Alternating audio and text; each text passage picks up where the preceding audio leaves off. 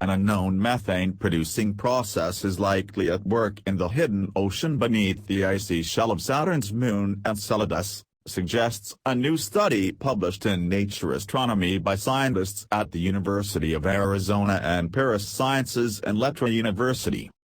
Giant water plumes erupting from Enceladus have long fascinated scientists and the public alike, inspiring research and speculation about the vast ocean that is believed to be sandwiched between the moon's rocky core and its icy shell. Flying through the plumes and sampling their chemical makeup, the Cassini spacecraft detected a relatively high concentration of certain molecules associated with hydrothermal vents on the bottom of Earth's oceans, specifically dihydrogen, methane and carbon dioxide. The amount of methane found in the plumes was particularly unexpected.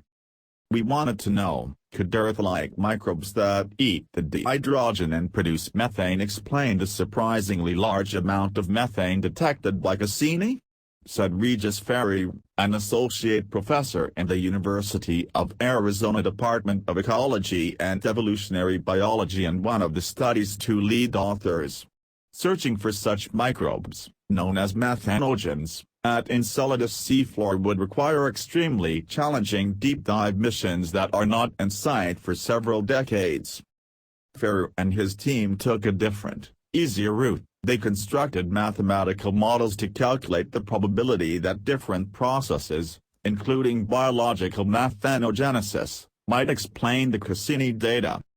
The authors applied new mathematical models that combine geochemistry and microbial ecology to analyze Cassini plume data and model the possible processes that would best explain the observations. They conclude that Cassini's data are consistent either with microbial hydrothermal vent activity, or with processes that don't involve life forms but are different from the ones known to occur on Earth. On Earth, hydrothermal activity occurs when cold seawater seeps into the ocean floor, circulates through the underlying rock and passes close by a heat source, such as a magma chamber, before spewing out into the water again through hydrothermal vents. On Earth, methane can be produced through hydrothermal activity, but at a slow rate. Most of the production is due to microorganisms that harness the chemical disequilibrium of hydrothermally produced dihydrogen as a source of energy, and produce methane from carbon dioxide in a process called methanogenesis. The team looked at Enceladus plume composition as the end result of several chemical and physical processes taking place in the moon's interior.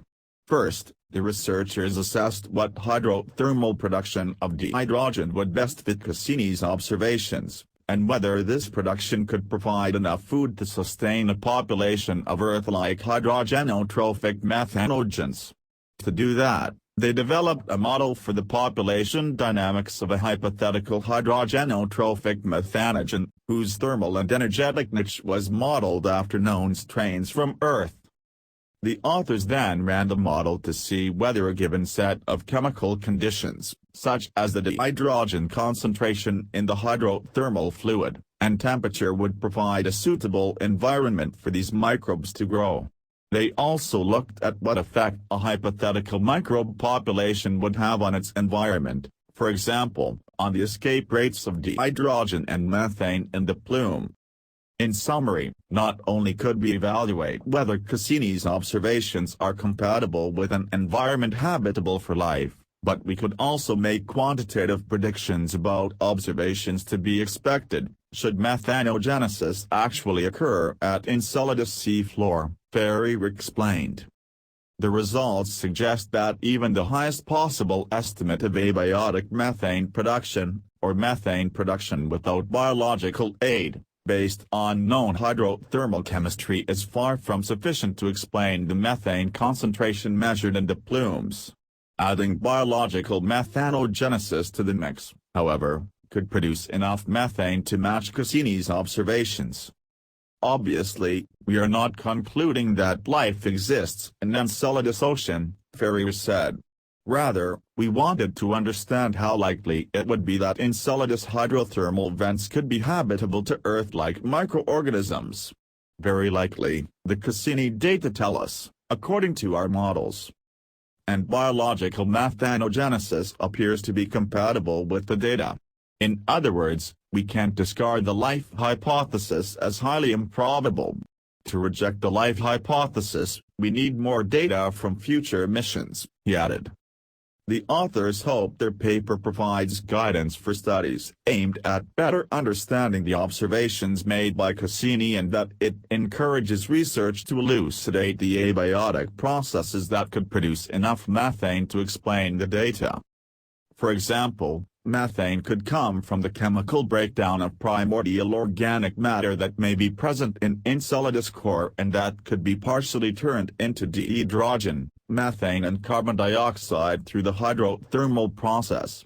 This hypothesis is very plausible if it turns out that Enceladus formed through the accretion of organic rich material supplied by comets, Ferrier explained. It partly boils down to how probable we believe different hypotheses are to begin with, he said.